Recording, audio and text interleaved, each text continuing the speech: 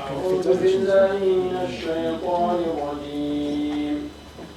يا أيها الذين آمنوا اتقوا الله ولتنظر نفس ما قدمت لغد واتقوا الله إن الله خبير بما تعملون.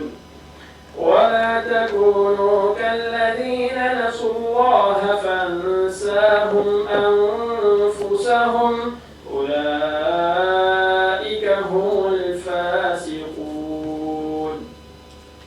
لا يستوي أصحاب النار وأصحاب الجنة أصحاب الجنة هم الفائزون.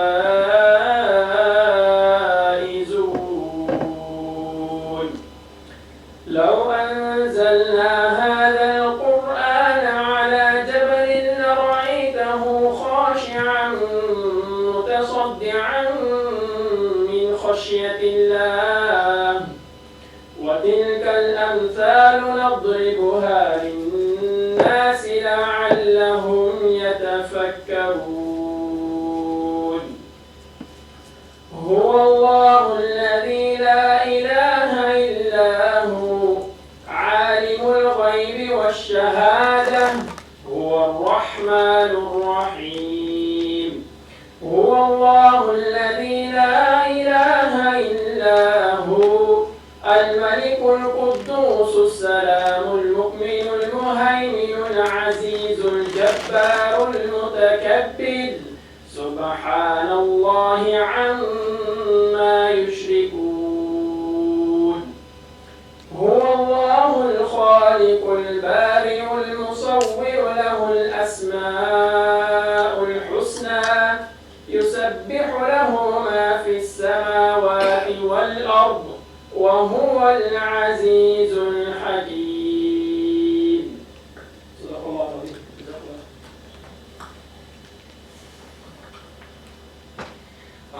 Thank you, Jazakallah Khairul Habib, for the beautiful citation.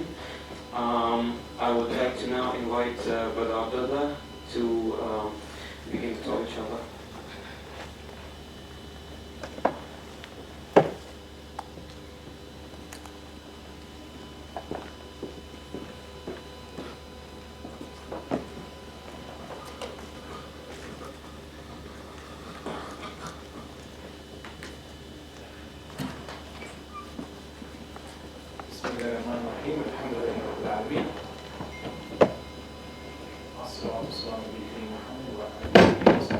I greet you all the Islamic greetings of peace. Assalamu alaikum wa rahmatullahi wa barakatuh.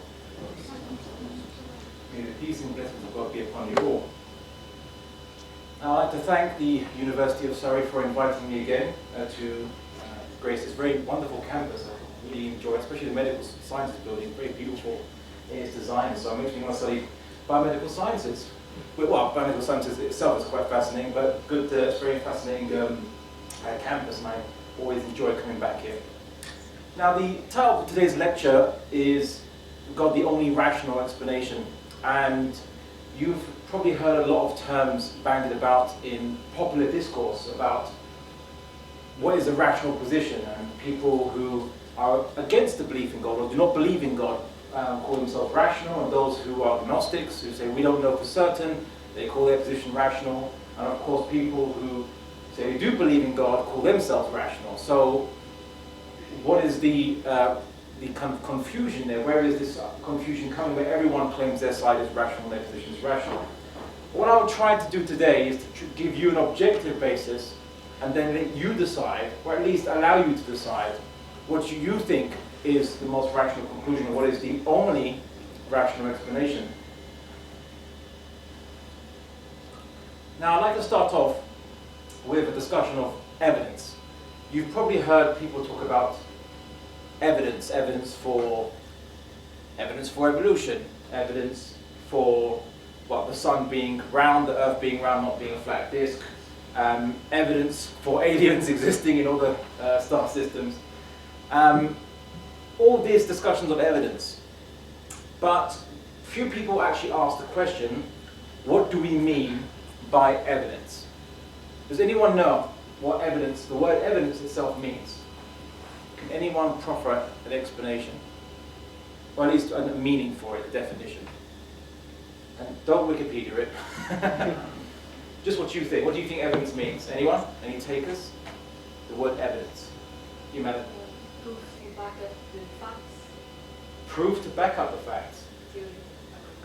Well, to back up the theory, yeah, because facts don't need backing up, I suppose. But yes, so proof to back up the theory. What do we mean by proof? Something tangible. In what way is something tangible evidence? So, for example, someone in a court case says that I believe the Pope is an alien, and you say, what's your evidence? Well, I'm tangible evidence of the Pope being an alien. It's my testimony, and I'm a tangible person. So, is it something tangible? Do we need? Does it have to be tangible, or what is required to show that something proves or connects to something else? Or illustrate that. I'm probably giving it away here. Anyone else? Evidence.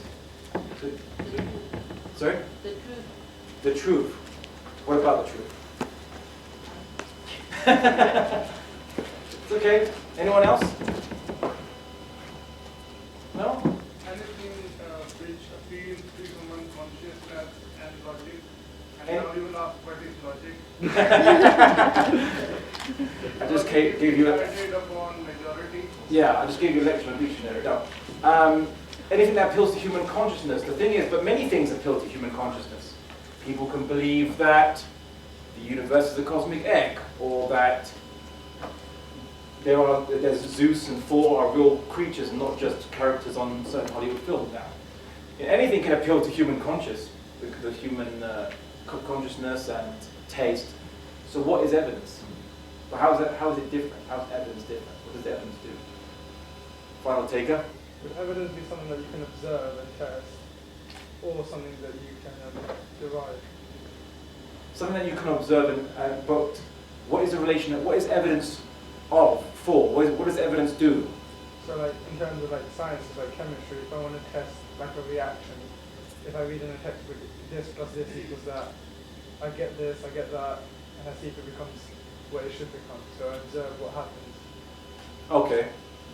Well, evidence, quite simply, and the brother said it was like, okay, a scientific experiment. If you are told a certain theory of a chemical reaction is correct, certain chemical equation is correct, you can then test it in a laboratory, and when you see that reaction being repeated directly in front of you, is evidence for the theory. But I'm going to give you a very solid definition, which is evidence is really a phenomena of cause and effect. All evidence is effects which indicate a cause. That's what evidence is. Quite simply, cause and effect. And evidence is an effect. And let's use an example. So let's say a detective is doing an investigation into murder. And he goes into a room and sees a dead body tied up with 50 knives in a person's back. And the person is completely tied up in locks and chains and so on, so they couldn't possibly move or do it themselves 50 times. So this evidence is indicating a cause, and the cause is that this is a dead body of which is bound and tied. It is an effect, and it's the effect of a cause of a death occurred, or in a particular kind of death, a murder occurred. And of course, then the detective now has to move on to find evidence of then who committed or what committed that murder. So they try to find evidence, thumbprints on the knife perhaps, eyewitnesses, camera footage.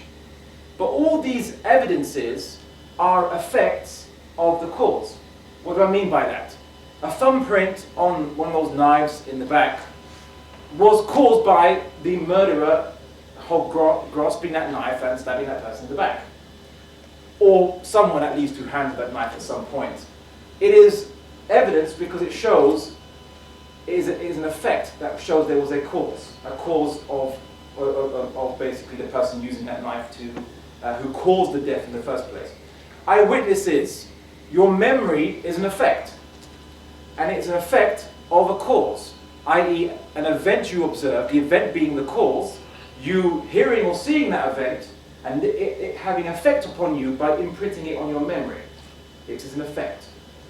Likewise, camera footage, where camera just records light that has gone into its lens, the camera footage itself is an effect that was caused by the event taking place, and of which the camera was imprinted with, so to speak, the light that it observed coming from the person perpetrating this particular incident. So all evidence are effects. And why they are evidence and why they prove or disprove something is because they are related to a cause. But there are two kinds of evidence. One evidence is direct evidence, and the other evidence is circumstantial evidence. Direct evidence is evidence where you see that is incontrovertibly only caused by one particular thing within a reason. One particular thing within a reason. So, if a person this detective goes into a room, finds someone tied up and chained, some with 50 knives sticking out their back, they can reasonably conclude that the person himself didn't do it to themselves. It was done by something else. It could be most likely a human, of course. It could be an alien, but they don't see there's no evidence to show that aliens exist. So they'll say most reasonably it was done by something else. We know for certain, and there's a high probability it was done by a human being and not a cat or a toad or any other creature. So this is direct evidence. Circumstantial evidence is evidence that has other possibilities. It might have your possibility, it might have, but it doesn't mean that it's the only possibility. There are other possibilities that could cause something that you present as evidence. So, example, someone breaks into a house, using this kind of criminology example. So someone breaks into a house, grabs a knife, stabs a man that's in the house. Detectives go in, they look at the thumbprints on the knife, and they see that the knife's thumbprints are the wife of that man.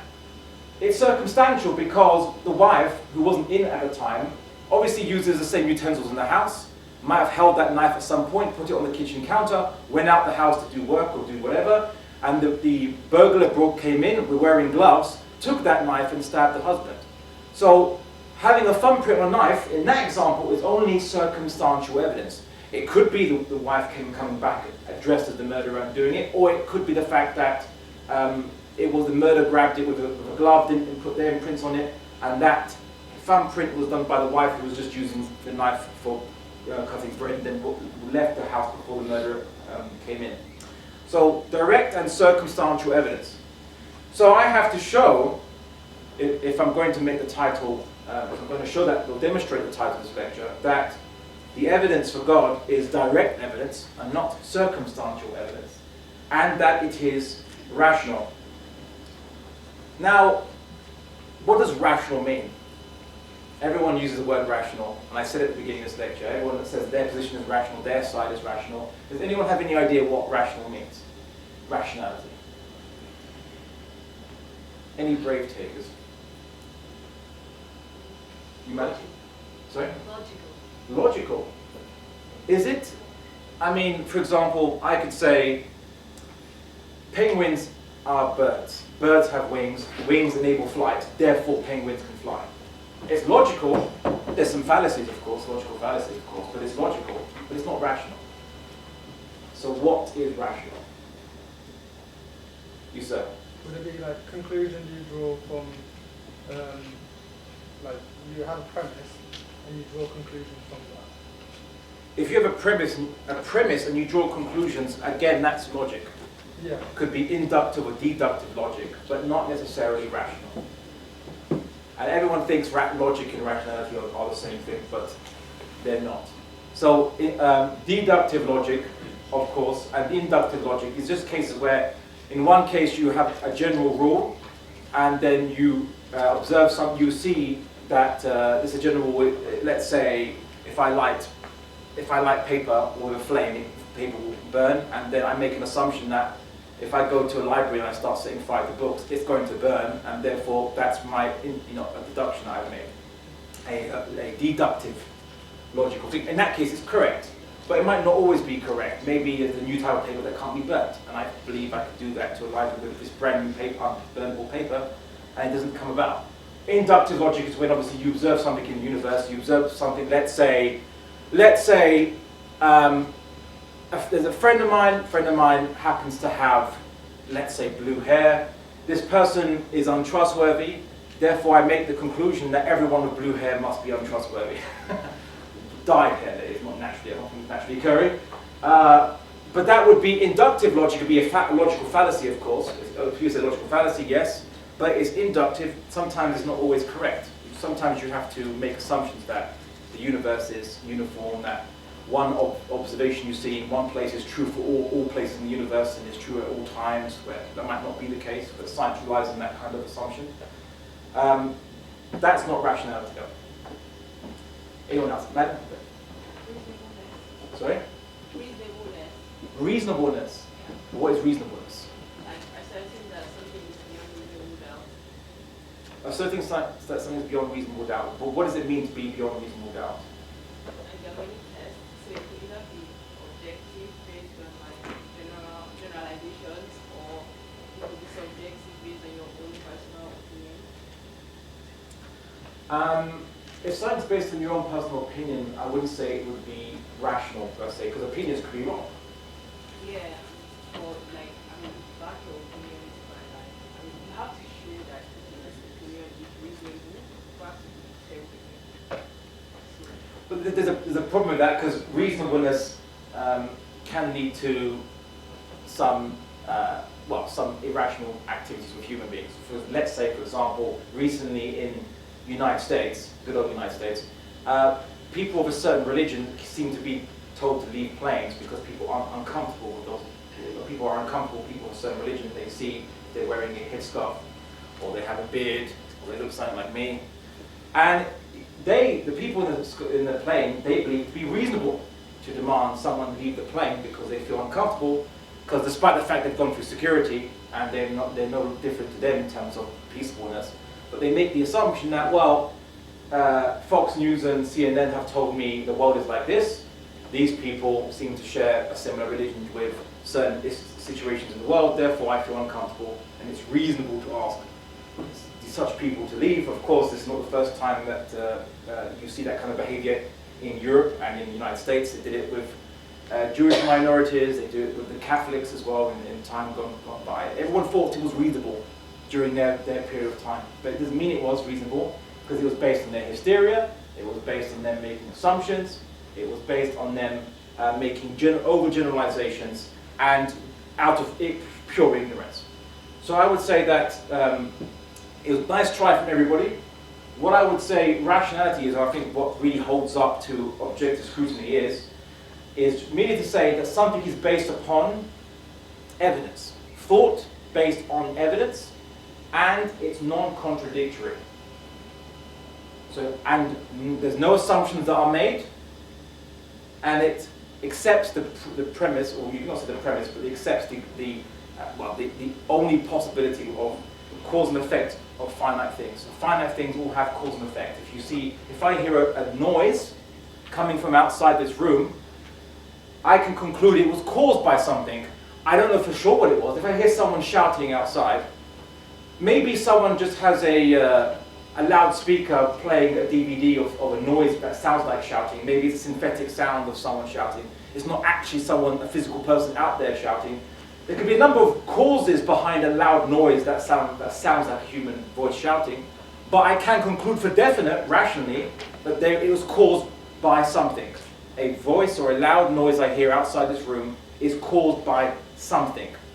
Well, as to what that something is, it's about probability. Maybe it's this, maybe it's that, maybe it's based on assumptions I've made. Now, I'll just kind of finish up with where people discuss the issue of God and evidence and rationality. People bring, obviously, science into it. They say, well, science surely has a connection. Surely if you're going to discuss about God, then you have to bring science into this. And here's where I'm going to have to respectfully disagree. And I think it's a fool's errand to bring science into that kind of discussion. Why is that? Well, when people say scientific evidence, what is misleading by that term is science doesn't have any special access to evidence, which anyone else doesn't have. Science is a methodology of investigation. It's not a special branch of evidence gathering or a special kind of evidence. So, for example, I mean, the first scientific experiments weren't done with microscopes. They weren't done with telescopes. So the first scientific experiments were done by using the human eye. Children do scientific experiments, quote unquote, every single day as they're trying to learn things. If they play with a rubber ducky in the bath and they try to push it down and they see it comes up to the surface again, and they keep doing it to see this kind of phenomenon, to understand that phenomenon. That's testing the material world around them. Science is really just a methodology, and all it can deduce is what exists in the observable universe and how does it work. That's all. That is all. If I put a goldfish into a non-transparent bowl and put it in a soundproof room of which no sound could penetrate, let's say I put a few goldfish, have some friends with it, and they became scientists, let's just say, their conclusion of the universe would be, it would be of the shape of that bowl, and the universe's edges would be the glass, and they'd have no proof of anything else that they could tangibly detect. Likewise, it's like me taking, is there a clock in this room? Yes, there is. Okay, so science will tell you what that clock is made of, how does it work, it's probably battery powered or supplied by the mains electricity. So it will tell you how it works, why it will tell you that it makes 2 rotations in line with the 1 rotation of the sun, every day basically, 2 rotations a day, that clock. It will tell you all those things, but what it can't tell you is who made the clock and what the symbols on the clock mean. Because the symbols on the clock it's just ink. Science will just tell you it's ink. You have to bring knowledge, previous information of language and numbers, to tell you that signifies something. You have to bring previous knowledge to tell you that there's a purpose behind it. It's called measuring time. And of course, you have to tell people how it's made.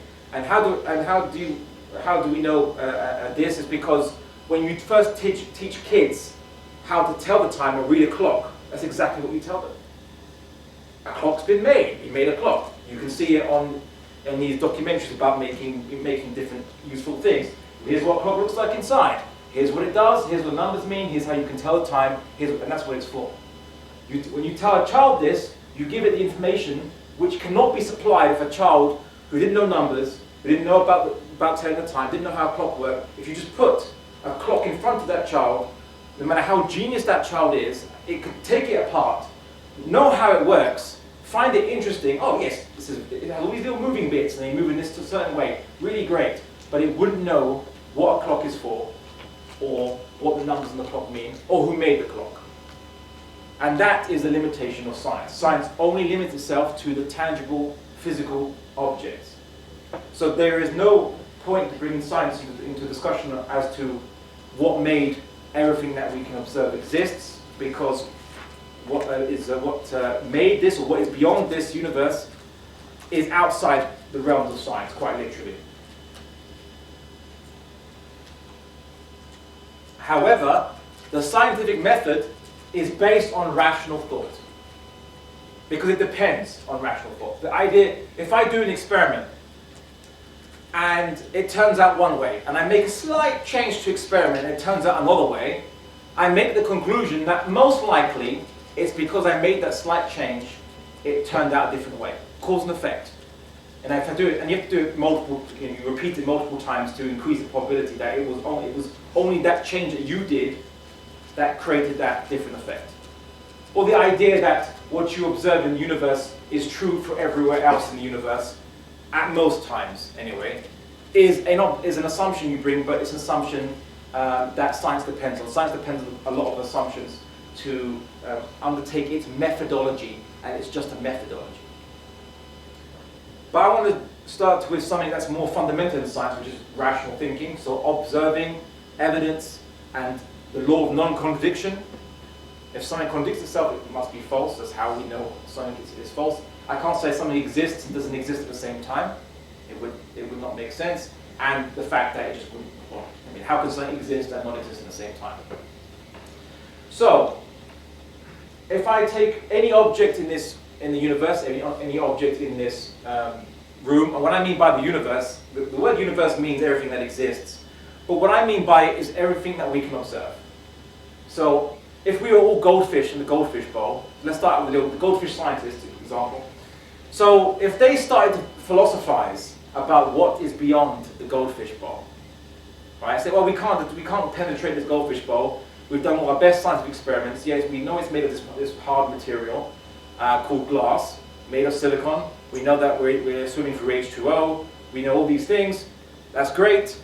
But what's beyond the glass? Oh, we don't know. Well, let's start philosophizing. What is beyond that glass, and what can we tell ultimately about how we got here? Well, obviously, these goldfish in the bowl wouldn't know about humans, assuming that they were born in that bowl after they were placed there. They wouldn't know about the world, about universities, about planet Earth. They wouldn't know any of these things because they're stuck in a dark bowl, swimming around, and that's all the world they know.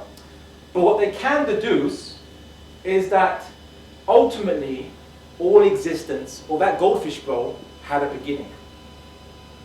And they had a beginning. Because every limited and finite thing, so everything which is finite, what I mean by finite is something that is defined, something that has size. This has a certain size, shape, and color. This bottle. It's not twice as big as what it is. It's not half as big as what it is. The top is black. It's not brown, orange, blue, or red. So if I was to ask anybody why is this cap black and not blue, red, orange, green, the obvious answer every single person on the face of Earth should tell me is that whoever made this bottle, or whatever made this bottle, decided that it would be black and not red or green. The bottle didn't decide it should have a black top. It didn't decide to be the shape it is because, well, okay, not because it can't decide anything, but because you have to exist first before you can then decide anything. So every object that is finite and limited, like this bottle, but as a man-made object, I understand. Usually I bring a few stones into the lecture when I do these kinds of lectures, naturally occurring stones. Not to throw at people who disagree from the audience, but to show that even looking at a rock, or any natural object you see, forget human or man-made, we know it's a man-made object, we presume it's a man-made object, of course, that particular bottle there is. Every naturally occurring object was caused by something because it didn't make itself. It didn't define itself, and yet it is defined. So at some point, something decided or just defined it in its particular attribute. That rock would fall off a cliff, and it would be weathered by smaller rocks until it became smooth, and the chemical composition of the Earth's crust that stone came out of determined its chemical composition. Right? Science is all about finding the how. But before the scientist runs off to study geology, the scientist knows that a rock didn't make itself. And the scientist knows that the rock was made by something else. Then science takes over and says, we'll find out what made that rock. But we know already, without any experiments, the rock didn't make itself, and this bottle didn't make itself, and that we know that something else made the rock, and we know that something else made this bottle because the rock, this rock I'm not really holding, but a rock, or this bottle, these are all evidence. And they point to a cause. Now, of course, I once gave a lecture maybe about a month or so ago in Nottingham University, and there was an atheist gentleman in the audience, and he was very determined to be an empiricist, just say that I only believe what I can see. So I said, okay, how do you know this bottle was, not this particular bottle, but I brought up in water bottles. How do you know it was created? How do you know it was created? And he's like, I've seen bottles made in the factories. I said, that's great. How do you know that this specific bottle was created? Did you see this bottle made in a factory? Maybe all bottles in the universe, all bottles on planet Earth that is, was made to copy this particular bottle, which eternally existed and fell to Earth. And then humans go, this is a great bottle. Let's imitate it and make our own fabrication of it. Right? But this particular bottle is an eternal bottle. that came down to earth, and humans have just imitated it since time immemorial when they first discovered it, and ended up on my table now for some reason. And you know what? He stuck to his guns and he said, "You're right. I don't know. It could be an eternal bottle." I said, "You don't know for sure. You don't know for absolute certain it was created. It could be an eternal bottle." And he wanted to stick to his guns on it. But the problem is that, rationally speaking, if this bottle is an eternal bottle, if it is a bottle that nothing caused it or created it, what does that mean? To create something means you define it, right? To define something. From the Latin finis, it's finite, limited, its shape, its form, its, the parameters of existence. If this bottle was an infinite, unlimited, uncreated bottle, what would the first question come to your mind? If I told you that this bottle was infinite, and it was not infinite, let's say uncreated, yeah? It never was created, it has always existed, what would be the first question that comes to your mind? Anyone from the audience? Or the first contention you'd have with that assertion? What would you say? You say, "Yep, where can I start worshipping now?" Would that what you say? What would you say? How did it survive all these years? How did it survive all these years? Well, you could say it's an infinite bottle. I don't know. It was in space somewhere, and then NASA brought it down. Where did it come from? Sorry? Where did it come from? Well, if I said it was... But why would you say that question? It has to come from somewhere. That might be an assertion, just an assumption that anything has to come from anywhere. Maybe this bottle is just uncaused. I said uncaused. Nothing created. It's the uncreated bottles. Why would that be an irrational assertion? I was thinking, how did it create itself? Oh, but if I say it's not created, then nothing created. So why would it be irrational to say it's uncreated? You, sir? Where's your evidence to prove that it was uncreated? True, but they could say, "Where's your evidence to prove it was created?" This is not about observation. This is where the atheist falls down. It's not about observation. It's about basic rationality. Why is that an absurd assertion to say that this bottle is uncreated? You're going to kick yourself when you realize what it is. You said. Is it because it's physical? What about so what? So If it's physical. something uncreated wouldn't follow we have certain laws. If something's uncreated, it wouldn't follow our laws. It wouldn't be physical to touch. If something's uncreated, it wouldn't be physical to touch. And why wouldn't it follow our laws of Because physics? like cause and effect. Everything in this world is cause and effect. Yeah. You can't have an uncaused cause and effect in the world which is cause and effect. Okay, but why can't you have an uncaused causer, or first cause, should we say? An No, you uncaused can't have it in here. of this particular bottle. Why is this bottle not the first cause of the universe and the uncaused creator of everything? It could be, but it wouldn't be here though. It wouldn't exist be here. It wouldn't exist here, why not? Because it's uncreated. And what this- is here to be created. Okay, you're very close.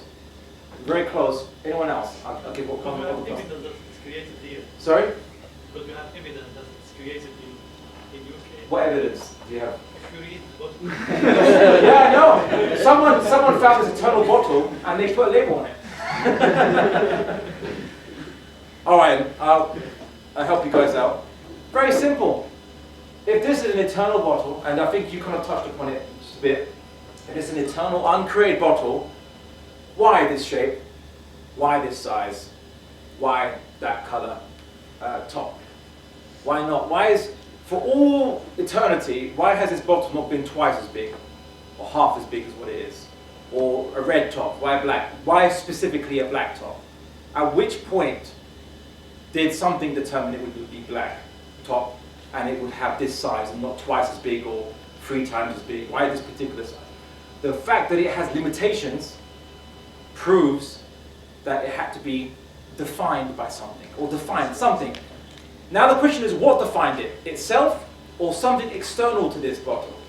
Of course, it can't define itself because you have to exist first before you can do anything. So this bottle was not defined by itself, it was defined by something else. That's how I can rationally deduce, without any observation at all, that this bottle was created. Or a rock, I could bring in a rock and do the same thing, a naturally occurring rock, and say exactly the same conclusion. And most of this stuff comes intuitively to everybody, even the scientist, the geologist. No geologist picks up a rock and says, this rock could be uncreated. I'm not going to bother searching for a reason for its existence because, or why it came into existence, because it could be uncreated, so I'm not going to waste my time.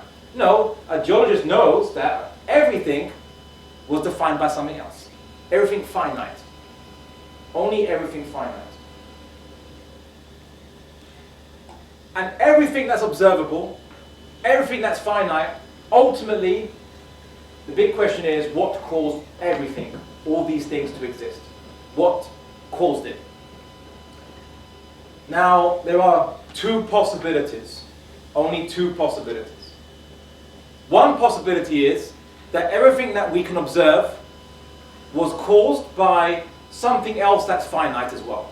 Limited, finite, some thing, object, or force.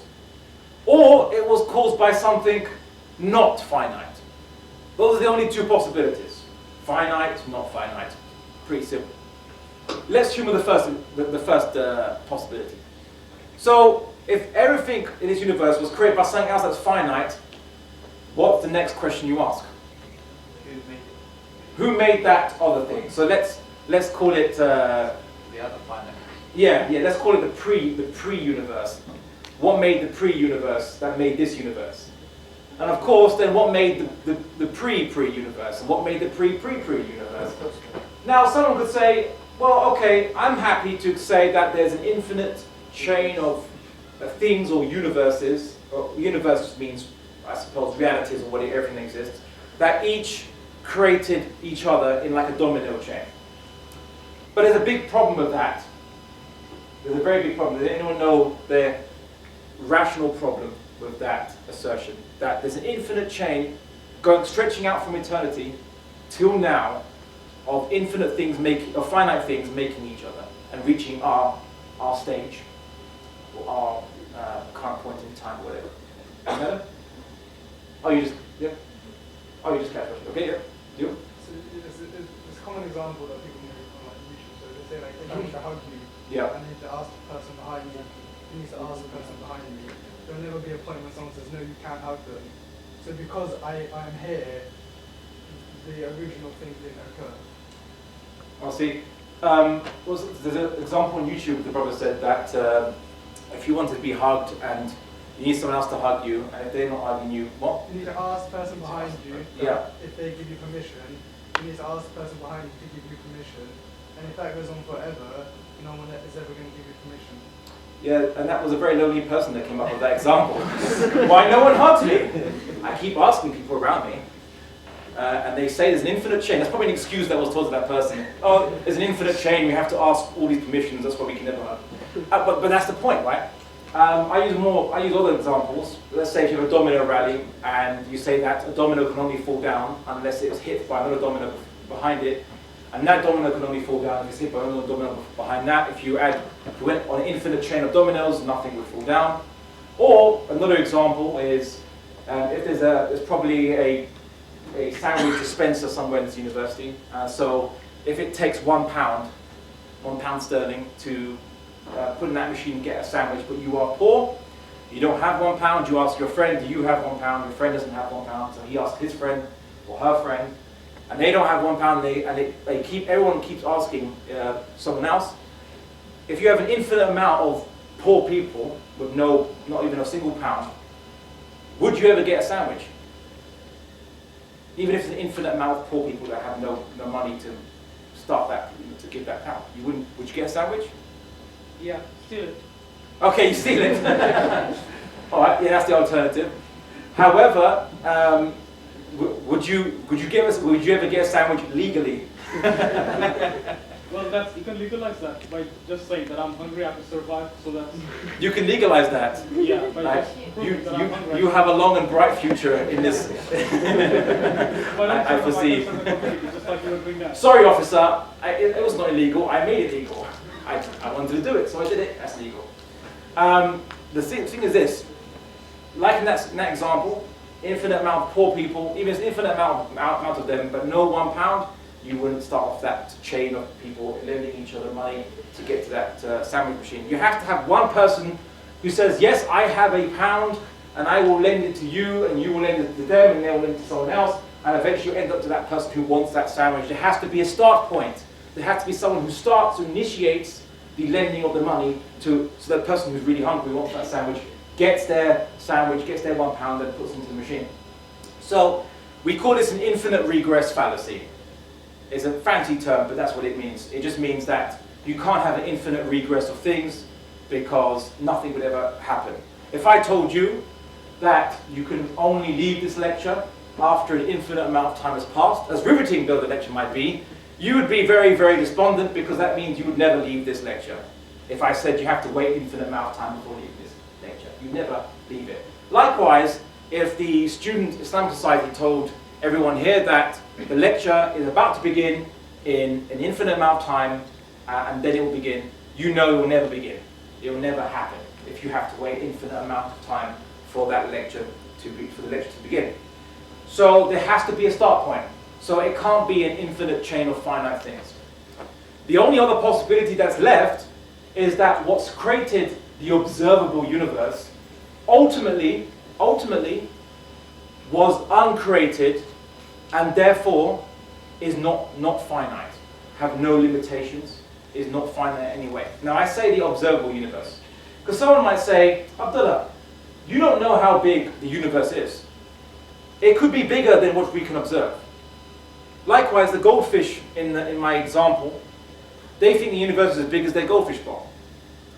But those goldfish will come to the same rational conclusion as we have, because they will concede there could be a bigger goldfish bowl outside of their bowl, a bigger world. They don't know what it is, they don't know what it looks like, but ultimately there has to be a starting point for the creation of everything. They can deduce that. Even if you're stuck in the Matrix with Keanu Reeves, you can still deduce that even though the world around you is a computer program or could be an illusion, or you could be a brain in a vat controlled by aliens and making you having illusions that you're walking around and you're a body and you're a human being, even if that situation, you can still deduce that ultimately, beyond all this world, there is a first start point to everything.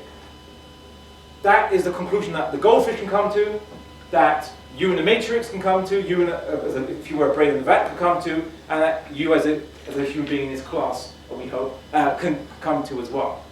So we know that it was an infinite thing that started the observable universe at some point in a certain chain, or maybe it did directly. We don't know how big the real universe is, or the actual universe is. Universe just means every finite thing that exists. However, there is another claim or argument brought in at this point. An atheist could argue that while we might concede of you, Abdullah, we might concede there was an infinite force that created, ultimately at some point, the known universe. But how do you know it is God? Maybe it's a mindless thing. And they bring this hypothesis, and it really is a hypothesis, called the multiverse. And they say that there's an infinite force that creates this universe. And of course, when you ask, well, why did it create this universe with life? And they say, well, maybe it's because this infinite force creates an infinite amount of universes. And if you have an infinite amount of universes, you're going to have at least minimum, would actually have infinite amount of universes that would have life in it. And so our existence and the fact that this universe was created with the right laws of physics, the right leading to the right laws of chemistry, leading to the right laws of biology that would allow us to exist. Because you have an infinite amount. If you have an infinite amount of, if you give, there's an example, you put an infinite amount of monkeys or typewriters, and you give them an infinite amount of time, eventually they'll come up with the works of Shakespeare. Right? That's the argument. But there's a little problem with that. There's a rational problem with that argument. Does anyone know what it is? That there's a infinite force, yeah, but it's mindless, and it makes universes. What's the rational problem with that? Remember what I said in rationality, the law of non-contradiction and the law of cause and effect of finite things. Sorry? The universe is actually intelligent design. The universe is actually intelligently designed. But the argument is that there's an infinite amount of universes created by this infinite force. Infinite force makes infinite amount of universes. One of those universes is going to have to be one that has life in it, because you've tried every combination, right? That's the argument. But what's the irrationality of that argument? Why is it irrational? Sorry? What the infinite force came from? What it is. Where did the infinite force come from? But it's infinite. It's uncreated. So why would it need to come from anywhere? It has no limitations. Not of a particular nature. Well, it doesn't have any shape, form, physicality at all. So why would it have to come from anywhere?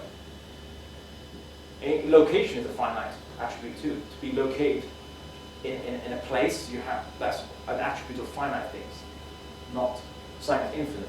Also, what's the irrationality of the idea? Why is it irrational to say there's a infinite force that mindlessly creates universes? I've kind of given it a little bit away there. Anyone? Well, sir, there are many logics that can prove this, but there is no rationality in this. Like popular statement, I can understand, but logic is something which is just deduced on one parameter. But rationality is something where like many parameters agreeing on the same fact. So like it's not rational, but yeah, there are thousands of logics which can prove what you just said. Well, there are logics that can show that or logics that say that penguin can fly, but it doesn't mean it's correct. Yeah. Logic is just a method of thinking that takes premise, conclusion. It doesn't mean that those premises are always correct or accurate, whereas rationality, as you correctly pointed out, takes into factor as much evidence as can be found and doesn't make more inferences than the evidence gives. That's the difference between rationality and logic. You, sir? So would it be that you stress mindless and you said you gave it away? Yes. So would it be that to say that there's an infinite force creating infinite universes, Yep. well, why is the reason that that infinite force, if it's mindless, Yep. it can't think, oh, I need to create universes because it's mindless, so why is it always making infinite universes? And if it is mindless, there would surely be a point where it wouldn't make another universe. Golden medal to you, sir. You got it down. I'll sit in the audience. You can take my place. Good.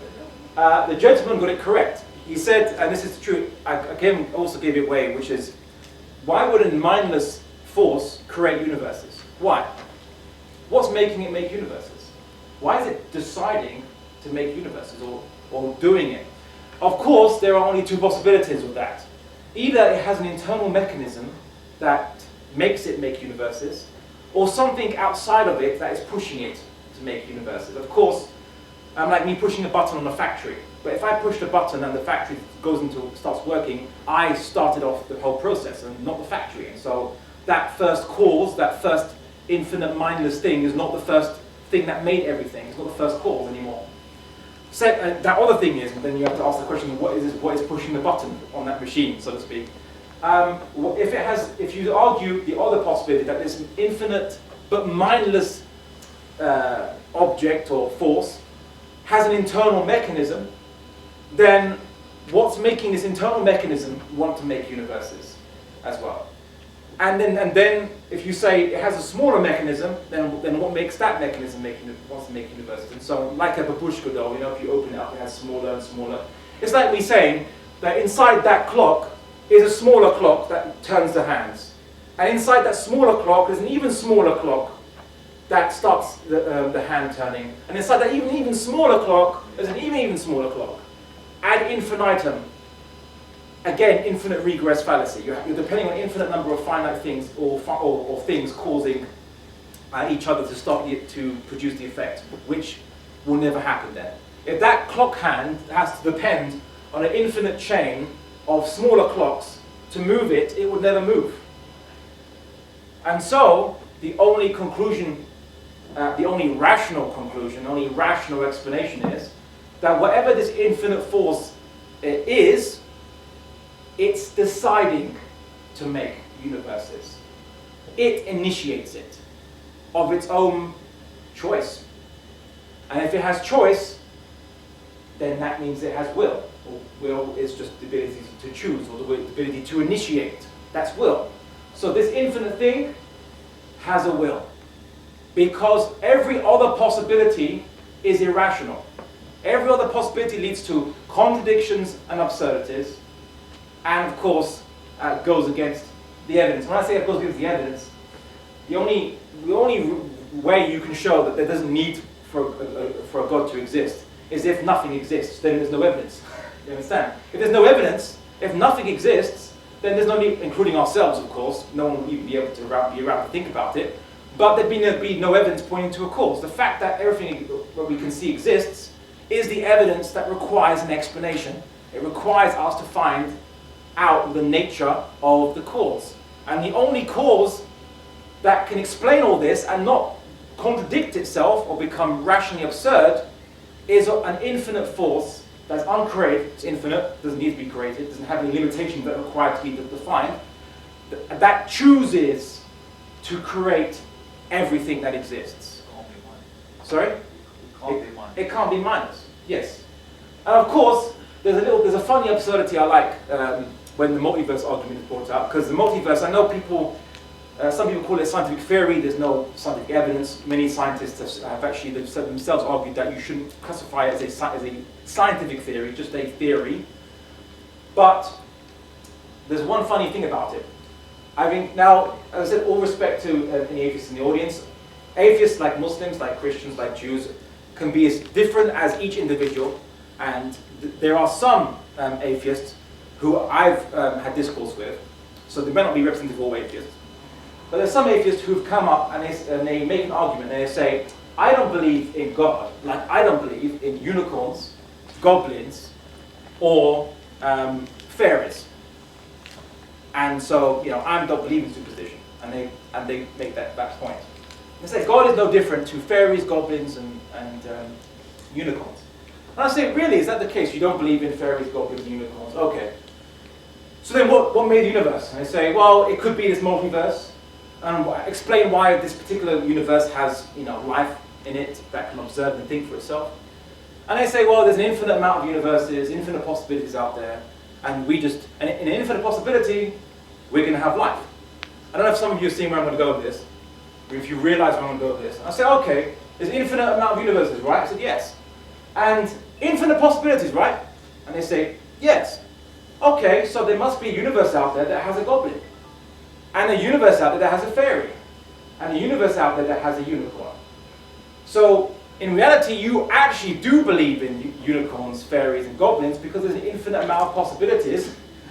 And that, if you're given an infinite amount, then that is a guaranteed certainty that these creatures would exist somewhere. So, Game of Thrones, Lord of the Rings probably exists somewhere in this multiverse, which has infinite possibilities. Literally every possibility that could ever be conceived, and beyond that. So in reality, it's not us that believe in unicorns, fairies, and goblins. It would have to be the person who believes in the multiverse, that believes in fairies, goblins, and they only believe in the multiverse as a way of getting out of believing in the necessity of God, God's existence. So this is, I believe, that the universe. When people say, "I believe in God," if there's evidence, and I say, this is evidence all around us. It's like a detective, going into that murder scene and saying, "I want evidence that the murderer exists." Or if you go into a nursery, seeing all these kids around and saying, "I want evidence that these children have parents." I want evidence. I can't see their parents anywhere. There's no evidence then. Or it's like asking, "I want evidence that the earth has a crust." Well, you're on it, and you can test and you can observe it. Evidence is all around you, and it's direct evidence. It's direct evidence because there is no other possibility. Circumstantial evidence gives you different possibilities, yes, I concede that. But this evidence of just finite things existing is direct evidence that there has to be an infinite creator that has a will, because there's no other possibility. And so it would classify as direct evidence. And so I will conclude that God is the only rational explanation, because all other explanations are absurd. And I'll finish off with bringing in a verse of the Quran which I think is very pertinent. So the Quran, in this particular verse, it's Surah 52, verses 35 to 36. It's talking to someone it's talking to people who are trying to disbelieve, who want to disbelieve in the truths that are being explained to them about God's existence, about revelation. And it asks three questions, and actually doesn't even answer the question, just asks three rhetorical questions. 21 words. The Quran says, or were they created by nothing? Or were they the creators of themselves? Or did they create the heavens and the earth? Rather, they are not certain. So what you find in these situations is that the Quran is giving every possibility out there. So, all right, you don't believe in God. What is your alternative explanation? Did you pop out of nothing, which is irrational? Did you create yourself? Again, irrational. Are you the infinite, unlimited creator of everything? Are you the unlimited, uncreated thing? No. And so then you are following nothing but there's no certainty, there is no evidence, there is no definitive proof behind any of your claims, just your speculation, just your assumption. You're making an assumption that there is no God. And you're not basing on evidence, and you can't answer these three possibilities. Because if you deny God's existence, then you have to answer which of these three possibilities is it if God doesn't exist. Did you pop out nothing? Did the universe, everything pop out nothing? Did you make yourself? Did the universe make itself? Or are you, or the universe, the infinite, unlimited creator of everything? Which obviously it isn't, because we're all finite. The universe we can observe is finite. We are finite and limited. And therefore the Quran, in just 21 words, much more succinct than I could ever be, makes the exact same argument I spent a good 45 minutes elaborating on. And so I would say that the Quran is itself the case, making this argument that God is not only a explanation, it is the only explanation and the only rational explanation. Thank you for listening.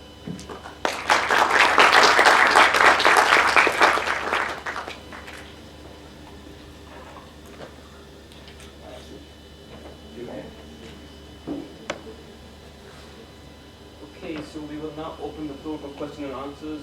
Anyone who has any questions, just raise your hand and ask questions. Make any questions, feel free to challenge or raise any contentions, or if you completely disagree with everything I've said, please feel free to air it. We can have a good discussion. I find that debating points and not just blindly accepting points is the best way to understand this. So, is everything okay with the camera? Is it working? It was low battery. Okay, just 1 second.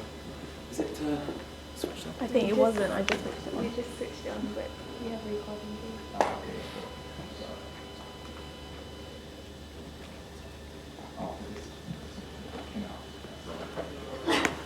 Right.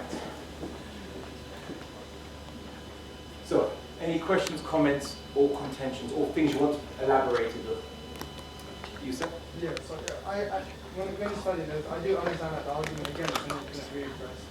But it's like, I can't remember what people was, I think it might have been Hume or somebody else, but he essentially said that when you're making an argument against an infinite regress, you're making a fallacy yourself, because what you're doing is you're just imagining a very long series of events. You're not imagining an infinite event. So with your domino example, someone has to pull the first domino for the rest of them to fall down. But what you've just done now is set a finite number of dominoes, maybe very long, but you haven't essentially understood the infinite. That's why I think sometimes when it comes to these infinite arguments, I do think like sometimes the atheists when they talk to me as well, like I don't think theirs has as much like explanatory power, but I don't think you can say it's a fallacy or it can't occur. Okay, so the gentleman said that David Hume came up with the argument that anyone who tries to counter or refute or approach or engage the idea of an infinite regress, a belief of an infinite chain of things, should we say, commits the first fallacy of them. They're not imagining an infinite chain, but a very long chain. My counter to Hume, if I may be so bold, is that if you were to imagine a very long chain, then of course it would have a start point, and of course things could exist. I would argue that those who talk about infinite regress are themselves actually the ones who imagine just a very long chain. Because if you imagine a chain, if I say the rule is that there has to be a start point for things to get going, get the ball rolling, and there's an infinite chain, what I'm really saying is there is no start point in that chain. That's what I'm saying. Okay. If I say, I'm not imagining just a very long chain when I say that when I'm making a model of the infinite regress chain, infinite regress chain. I'm saying that the person who doesn't see a problem with infinite regress chain are themselves actually guilty of just imagining just a very long chain. Because when you say that in order to reach point A on that chain, so if I want to reach now in time, this point in time, and I said there's an infinite amount of time that I have to pass before reaching this point in time. If I say that it's possible to do that, I'm just imagining a very long but still a finite chain. That millions, billions, trillions of years, but eventually you reach this point in time. But if I would say that I know there's not infinite regress because to reach this point in time, you have had to have depleted an infinite amount of time to reach this point. You had to traverse an infinite amount of time. If someone had to come here and it took them an infinite amount of distance to come here, they could never reach this point. And that's the point, that's the issue, even if you give them an infinite amount of time to do so. So David Hume, I understand what he was trying to say, but I would argue that if he believes there's no problem with the infinite regress fallacy, it's because he himself is guilty of the thing he accuses others of, which is he imagines that infinite regress is just an infinite chain. Again, the best way to explain it is, using that example I brought, like if someone wants to go to a sandwich machine, needs £1. And then they have to ask anyone for £1. And if everybody is poor, even if you ask an infinite amount of people, heck, maybe not even need for a chain, that one person who wants that sandwich, they themselves go to everybody they can find. And if there's an infinite amount of people all around this person, even if there's an infinite amount of people but no one had £1, would that person ever get £1 for his sandwich? No, you're right. Yeah. But like what they will say is, your examples are very specific, meaning that as the chain continues, you need that to trigger to go back to the beginning. So like someone needs to give him the pound so he can get back. Yeah. But they would say like the infinite regress is one universe, another universe, another universe. Nothing links back. So you're saying that if you use that example, if one person wanted a pound for their sandwich, all their friends are in other universes, what makes it even more harder for them to get their £1, if that's what you're saying. No, what I'm trying to say. So like, one person that needs a pound, ask a friend, ask a friend, ask a friend. Yeah. Someone needs to give him, the original person, the pound, so it links back to the first person. Yeah, but that's because we are talking about evidence which is present day, or whatever, what we can observe, right? This bottle, I have to explain what made the bottle. I have to explain ultimately what created this bottle, and anything else that's finite and limited.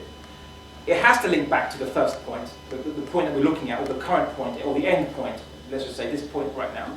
It has to link back to, because that's what we're discussing. We're not discussing an infinite start point. If you're saying there is no need for a start point, that's great, but then what started everything? Or why does everything exist? It's still not explained. Example, if you're saying that a person who wants a sandwich doesn't need anyone else, they have £1 in their own pocket. Well, then they themselves are starting the process. They themselves started it. You understand? So there's no escape for people who are trying to defend regress fallacy, defend regress, because ultimately it is an absurd thing to posit. There is no model they can bring, no argument they can bring to say it's valid. All they can say is, well, you're not giving it justice if you can't actually imagine it in your own head. But the fact that you can't imagine it means that you're not doing it justice. And I say, but you just refuted yourself because you can't even imagine it in the first place. You can't, there's no way of it actually existing that you can demonstrate, rationally or observably. Yeah, I don't think that last point was true. Like, just because you can't imagine it doesn't mean necessarily that it can't be true.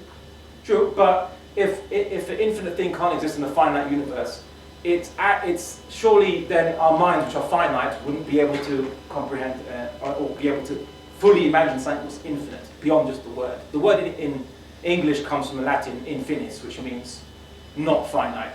In Arabic it's quite similar. You have mahdud, from hudud means limit or something defined, mahdud, and then infinite is ghair mahdud, which means not finite. Because the only word we have for infinite is to say not finite, because we don't have any other way to explain it or describe it, other than whatever it is, it's not us. So of course, and that's my point. So I think that, again, there's no problem with pointing out that infinite regress is a fallacy, because it rationally doesn't make sense. It will lead to contradictions. If one guy needs £1 to get that sandwich, and he doesn't have that £1, and an infinite amount of people don't have £1, there will be no pound going into that machine. That's the point. We're explaining as to how to get the sandwich out of the machine, legally of course, and you can't do it. Unless someone says, I've got £1, I will lend it to you, and then you can do it. You see. You sir, on the back. The example that you're bringing up is not just an infinite number of zeros. You're implying that one person wants the sandwich and everyone else is poor. Yeah. You're not giving them the pound itself. Yeah. You're merely explaining how an infinite number of zeros is still zero. Okay.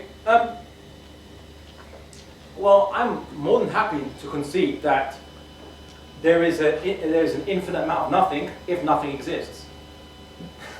So if nothing exists, then you can have an infinite amount of nothing all you want. But because something exists, you have to explain it. If there's no evidence, remember what I said in my lecture, the only way you would not need to conclude or need to posit the existence of God is if no evidence exists for his existence. No evidence, including ourselves, we wouldn't exist either to discuss that. But because things exist and they didn't make themselves, we have evidence which requires to understand or to find its cause. What is the evidence pointing to? So I completely concur.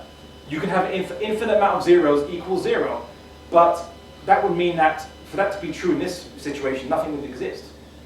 And then you don't require a God, you don't require a start point, you don't require £1. Of course, but we do have something that exists, and so we need an explanation for it. That's why I said God is the only rational explanation.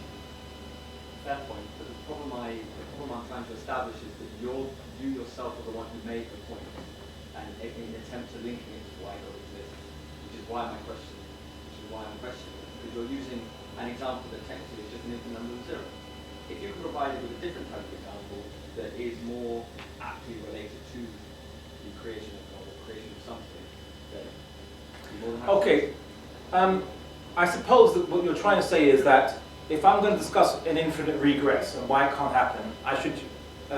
What I'm actually saying is an infinite amount of zeros, and not an infinite amount. I'm not modeling an infinite amount of finite things. But here's the point. That's exactly my point. Is an infinite regress fallacy, infinite regress, sorry, is no different to an infinite amount of zeros. If you say that if I have to rely on an infinite amount of universes, each linked to each other, or creating each other, or somehow a chain of causality, it is to get to this point. It is no different to have saying that this universe popped out nothing, and is therefore absurd and irrational, because it would be contradictory. Because again, you're saying that nothing created this universe and nothing created everything that exists. So saying that saying an infinite chain of finite things and saying an infinite amount of zeros is pretty much the same thing. That's the point. In example about the sandwich borrowing example, let's just say, the pound borrowing example, you had to have an infinite amount of people who were poor, which means they have zero money, which is infinite amount of zeros. You're right, but that's why infinite regress is a fallacy, because what you're really saying is an infinite amount of nothing creates something. Your statement is also linking back to the multiverse theory that some atheists propose is their belief, as it were. But unfortunately, the multiverse theory isn't the general consensus within it, as it were. Like, it's not the generally accepted thing. It's something that's a small amount of the minority of atheists do believe in multiverse theory. Because obviously, the generally accepted truth is like the Big Bang theory, for example. Yeah. Okay. As I said in my lecture, I don't generalize that all atheists will say a point and make an argument, because everyone is as in. Well, I mean, it can be an individual. There are different communities or subgroups and arguments and so on. I mean, there's kind of big intellectual conflict between atheist feminists and non-feminist atheists, and they argue with each other quite vociferously.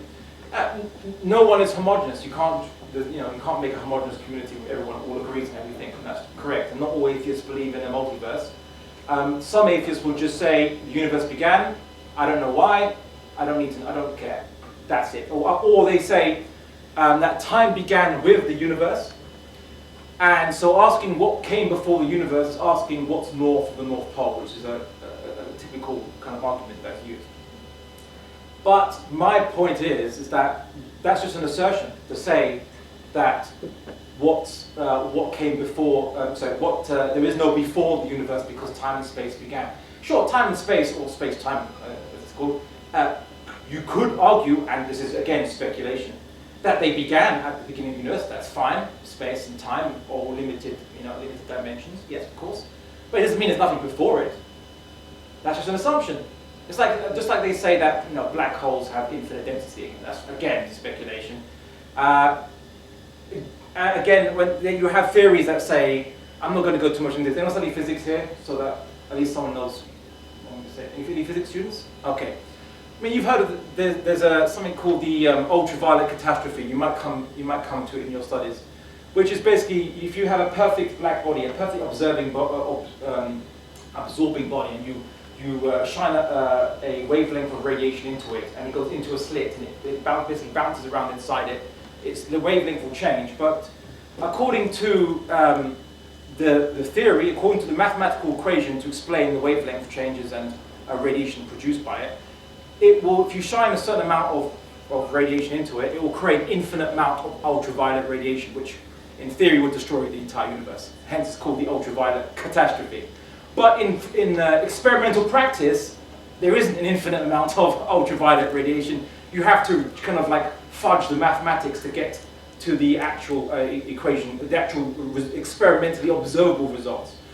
All that shows is that there's a lot of speculation and a lot of mathematical models which don't truly encapsulate the observable world, but are the best we can come up with at this point in time.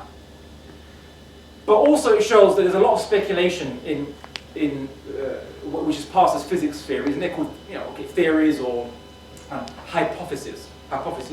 And the whole point of experimentation is to test hypotheses, to attempt to refute them, to find ever better ways of refuting, in essence, speculations made by scientists. Like before the idea of the Big Bang was proven, it was commonly held in the scientific community to believe the universe was eternal, and it was called steady state theory, and the universe had always existed as it is. And Einstein even kind of concocted this universal constant to basically kind of rejig the mathematics of the universe to explain why everything would always be the way it is eternally. A Belgian priest called Georges Lemaitre posited a hypothesis that the universe actually is expanding and expanded into existence, and it had a start point. This was called pejoratively the Big Bang by people who didn't believe the idea. But what is this idea, this Big Bang you're talking about? Meant to be an insult in a way, or put down of the idea, but it became that phrase became popular, and now we call it the Big Bang. But originally, Georges Lemaitre was in a very small minority of scientists, opposed by other scientists, the majority of which included Einstein in their number. I mean, Einstein basically said, I can't fault your mathematics, but I hate your conclusion. That's what he said to Georges Lemaitre, Einstein. So there's a lot of speculation in physics and science. Some atheists have taken to hide behind some speculations, which are not scientific. No, speculation isn't scientific. Of course, it's just hypothesis. It's just the creativity of the mind to imagine something. Maybe this possibility, maybe that possibility. So they say that there is no time or space before the Big Bang. There is no prior to the Big Bang. Big Bang was just the beginning of everything. That's it. We all have blind faith in it, and nothing more. And we ask no questions about what happened before that. Not all scientists do it. Some scientists say, what caused the Big Bang? Then the multiverse theory came because they want to keep the explanation materialistic. So in order to keep materialistic, they have to say, okay, it was created by, maybe before the Big Bang, there was an infinite force that created multiple universes, and it doesn't have a mind. One observable thing we can do to prove that there was a large amount of force that happened at a certain period of time is static and white noise. If you observe static and white noise and it is background radiation that came from the large explosion that we assume to cause the Big Bang. But if you also appreciate the fact that someone agreeing to the Big Bang, which technically can't be proven out yet, it's just as agreeable with someone who believes in God, because the evidence for both God and the Big Bang are more or less insurmountable. There Okay. isn't any physical evidence for the Big Bang, technically, and there isn't any physical evidence for God existence. Well, I mean, there is evidence for the Big Bang. It would probably count a lot of it as circumstantial evidence, and with a high probability that it points to a common origin of the universe, where every galaxy is expanding away from us. Every single galaxy around the Milky Way is expanding, is flying away from us. So either we are the center of the Big Bang, or everything in the universe is expanding. But both situations still point to a common point origin. Of course, we know this also from the fact that we see red light shift in radiation coming from other galaxies. But here's the point. The evidence for God's existence doesn't even require that this universe, this particular universe, is the only universe. As I said, the observable universe. I made it very, very specific. Like the goldfish in the goldfish bowl, their universe is just a goldfish bowl. They don't know how big the world really is. But they don't need to know how big it is to know that ultimately there has to be a creator that created everything and will it come into existence, an infinite creator. And that's the point. A universe just means everything that exists, can be 10 times, 100 trillion times. There could be multiple bubble universes and so on. We can be as creative as any scientist wants to be and hypothesize maybe trillions of other universes or bubble realities, just like ours. But all those together would be the universe. All those together, added together, would actually just be called the universe, not just our little bubble reality. If there is multiple realities or bubble realities. But ultimately, all these things were created by the infinite creator that chose to do it. So I'm not saying whether the boundaries are. I'm not saying how big the universe is. I don't know. We are just like goldfish in a goldfish bowl, perhaps. But I know ultimately that it had to be at some point a creator that started off the creation of the finite things that exist, and it was something that had a will. It chose to do it of its own volition. Would you not appreciate though that I would like to know why? Because basically the whole speech that you just made is that unfortunately it can't be proven. Therefore, I believe there is a creator. The topic of today's lecture actually gives away. God is the only rational explanation. I don't need to directly observe the creation of the universe. I don't need to directly be there. Like the detective doesn't necessarily have to be at the scene of the crime while the crime is happening to know that a crime happened. All I know is that ultimately, God is the only rational explanation for the existence of finite things. I don't know how many finite things there are. I don't know how big the goldfish bowl is, so to speak. I don't know. And I look to science to investigate all the physical things that exist in our multiple goldfish bowls, however many there are. What I do know is ultimately there has to be and can only be an infinite creator that willed everything to exist. All these things, the things that I can see and the things that I cannot see, I cannot yet see and will never see. That's the only rational explanation. I haven't pointed to any scientific theories or evidences or observations of wavelengths coming from radiation from other galaxies. I don't need to. I only need to point to the fact that finite things exist. That's it. That's the evidence. And so the only rational explanation can be God. I'm going to give other people some chances, and then I can come back to you. But it's good. No, it's good we have this back and forth. If no one, I will come back to you if no one else makes any points or we ran out of questions. Anyone else want to raise questions, points, or contentions? Do you believe in negative time? Oh, 1 second. So I'm supposed to put his hand up. You said. You said you've given a rational explanation as to how there has to be an infinite God. Yeah. But what's to say this infinite God actually cares about what He's created? Okay, so the gentleman said, I made the argument for an infinite God, but where's the evidence to show that this infinite God cares about what He has created? Yeah. Now, we make an assumption as finite creatures that God has a finite attention span. That we are so small and insignificant that God would not even notice our existence. We're a speck of dust on a speck of dust in specks of dust. But if God is infinite, I can fairly wager that whatever He has, which you might call an attention span, or whatever He has, is infinite. Or he's of infinite resource, infinite knowledge, and I'm using those terms you know, loosely, because obviously as humans we know knowledge means something to us, but to God knowledge would be, his knowledge would be something else. But God would be infinitely acquainted with you specifically, and every atom and quanta of your structure, God would be very much acquainted with, and very, very closer to you than I will judge in a vein, as the Quran says. So I would say that if God chose to make the universe, and he chose to make a universe that would bring out life, a life that could think and could come to an understanding of his existence, and that God, everything that God does is by his intention, which means that your existence is intended to happen. He intended you specifically, every one of you, to exist. Specifically, he intended it.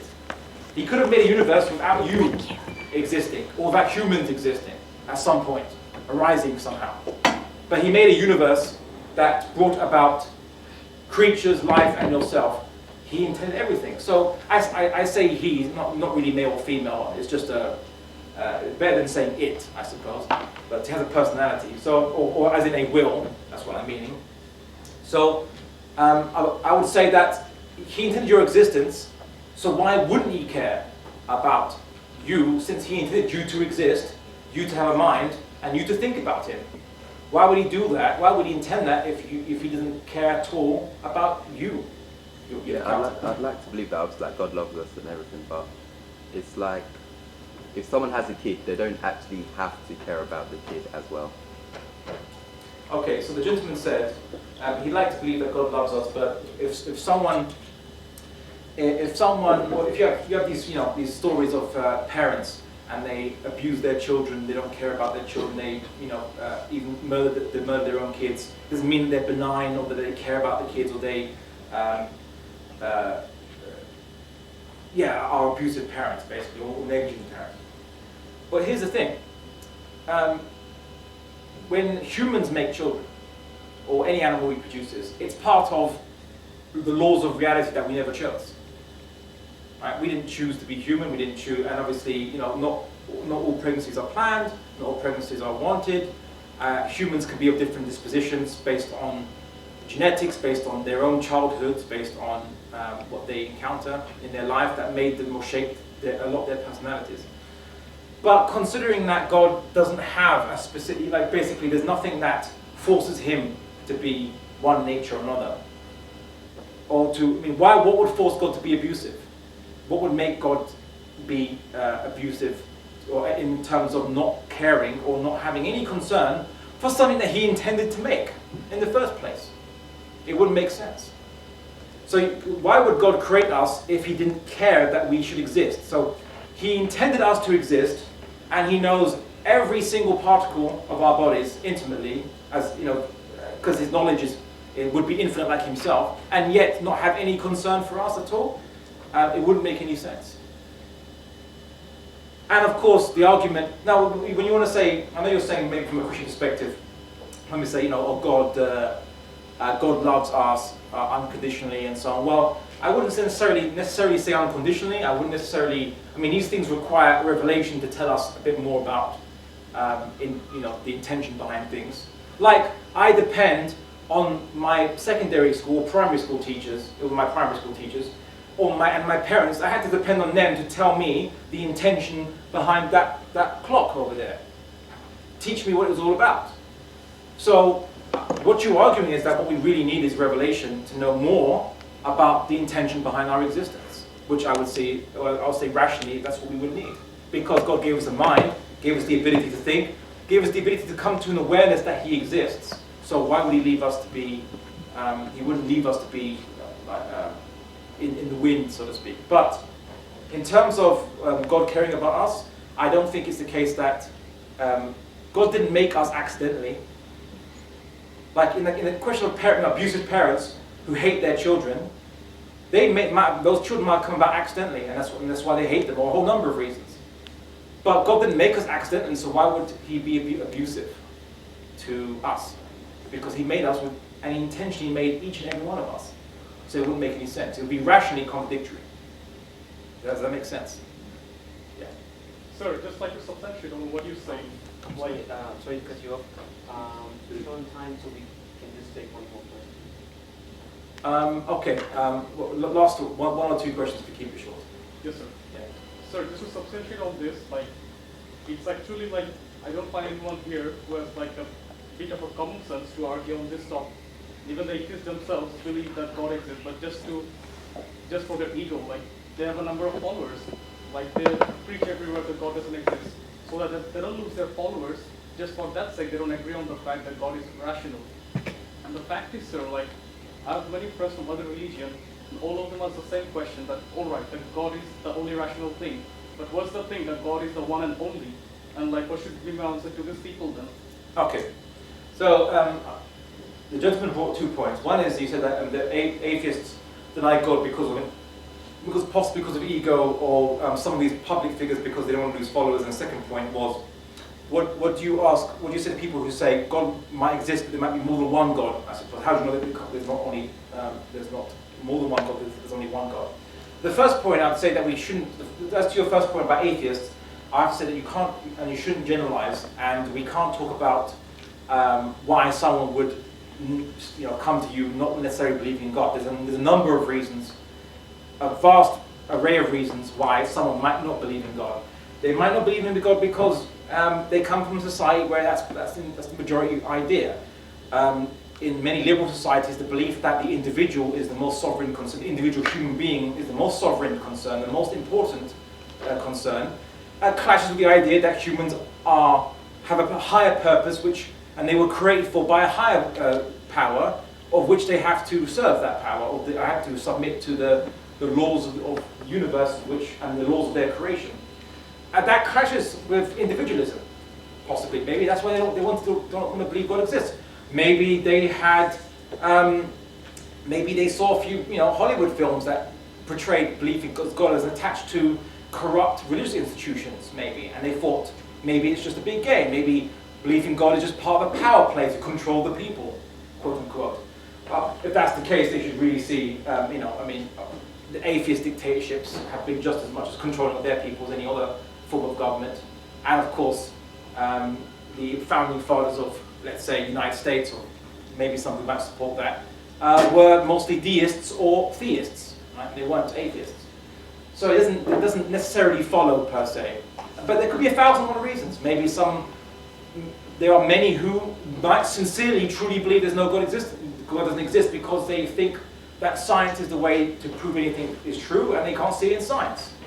So there's a whole number of reasons, and you shouldn't say ego is the only reason, because there could be ego reasons why people are also Muslim as well. In the Quran, there's a name for those people. They're called munafiqeen, right? People who are munafiq, sometimes translated as hypocrites. They were born in society. They say they're Muslim, but they don't truly believe it, or they don't truly take it to heart. It's just something they say to fit in with their society, or because it's beneficial for them. And the same thing with any other religious believer, Christian, Jew, Hindu, and so on. So I would say that we shouldn't make a generalization that it's ego or not.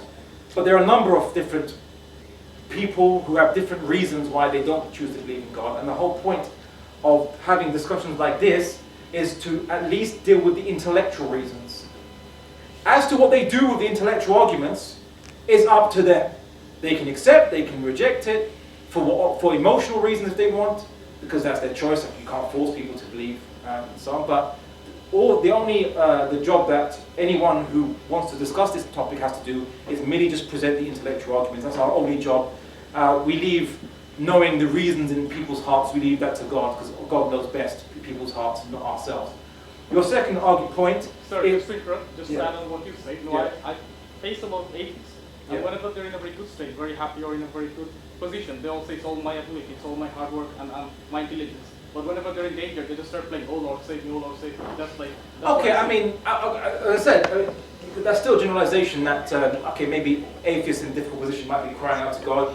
It might be, there are many observed anecdotal accounts, but some could say, oh, look at Christopher Hitchens, he had cancer, and he still didn't care, and he still didn't believe in God, didn't want to believe in God, but he didn't care about the idea of theism, right? So, At least publicly. We don't He know. might secretly. We don't know what he said secretly, though. But he was still adamant upon his position till his deathbed, as far as we know. Anyway, but that's speculation. I'll leave this aside. Your second point is a more interesting point, I find, which is how do you know there's only one God? And that's a very interesting question, because again, when we apply the rational, just rationally thinking about it, how do we know there's only one God? Very simply, God is infinite, right? God is infinite. If there's more than one God, if there's two gods, let's say, and they're both infinite, which one could destroy the other? And if one of them could be destroyed by the other, then is that one infinite? It wouldn't be infinite, it would be limited. They would limit each other. Do you understand? And of course, there's the second question that we raised, why two? Because numbers indicate are finite, you know? Anything more than one. One just means it exists. But more than one, it becomes a number of something. And then the question is, why two? If God is a trinity, why, for the trinity of gods, three gods, why three? Why not five? Why not 10? At some point, the only way to explain a number is that at some point in time, it was decided that it would be that amount of number. You see? Whereas just one existing is just means it exists and it doesn't need to be decided. But if you have more than, like for example, if you see more than one object, look at all these plastic cups here, right? Now, yes, one plastic cup is finite limited, and you can say, I know it's created because it's finite limited. But you can additionally say, I know these cups were created because they are all identical and they are in multiples. So they were created by the same factory or the same manufacturing process. Maybe different factories, but same process. They have a common point of origin. They all originate somewhere, because there's many of them. Whenever you see many of something, you know it originates from something. Right? They originate from somewhere. Likewise, if there's 5 or 10 gods, they must originate from somewhere else. What you find with most polytheistic religions is that in history, they always have, for the most part, a head god or a beginning god. Even the Greeks, with the Greek gods, it was Kronos, which was the first force, which created Zeus and the other gods in his families and whatever. The same with the Hindu pantheon. You have, I believe it's Brahman, and then Brahman created Brahma, Vishnu, and Shiva, and then they created all the other ones. And they would admit that these other gods are all created. They would admit that, or at least most. Hinduism isn't obviously monolithic, of course, but that's one of the most dominant stream, would say. So there's always a head god that creates all the other ones. Of course, our argument is, what makes all these gods gods then if they were created and they seem to fight or have bicker with each other, they limit each other out? What's the difference between them and just a more powerful finite creature? You know, like maybe there are aliens in this universe that are more powerful than humans, but they're not gods. Because but if they were aliens, they would be created and they might be more powerful, but they're not gods. You know, or angels, for example. No one says angels are gods. Angels are more powerful than humans according to, let's say, our particular theology. It doesn't mean they're gods. They're just creatures, like any other creature, just more powerful. Right? So the reason why there is only one God is because if there was more than one, then God would be limited by the other God. And if there was more than one, if there was 2 or 3 or 5, the question would rise, why that particular number? Who decided that number of gods? Like if you have if a family have a number of children, you know there's 4 or 5 children because that's what it came from the parents. 5 or 4 children, or 2 children, or 1 children. But if God is only one God, there's no question, because it's just He exists. That's it. If there's 2 gods, then you think, where did 2 of the same kind come from? Is there like a God factory that's producing them, that's making 2 or 3 or 4? You see my point now. So God is alone because He's infinite. If He had to share power, or He wouldn't be infinite. And if there was another God that had infinite power as Him, which one could destroy the other? They would limit each other, and they would both be finite things because of each other. And so then the question is, then what made those 2? What made those 2 finite things? Does that make sense? Absolutely. Sure. All right. Okay, I'm being looked at by the ISOC representative. So anyway, look, I'll just round up and say, thank you for your questions and your contentions. I probably think the gentleman up there has a few points for me, so please come afterwards. I'm sorry I don't have enough time to kind of look into it. But at all points, we should never question people's motivations behind anything. But we should always question the ideas, and we should challenge the ideas, and we should investigate the ideas. And this is why I say that God is the only rational explanation. You can come with any other explanation you want, but they wouldn't be rational, and they wouldn't be consistent, and they would have many contradictions. And as the Quran says, that the criteria for truth, as one verse in the Quran points to, is if something has contradictions in it or not. And if something has contradictions, it's not true. So I would say that God is the only rational explanation because that's the only explanation that does not contradict itself and yet explains the direct evidence we see in front of us. Thank you for coming.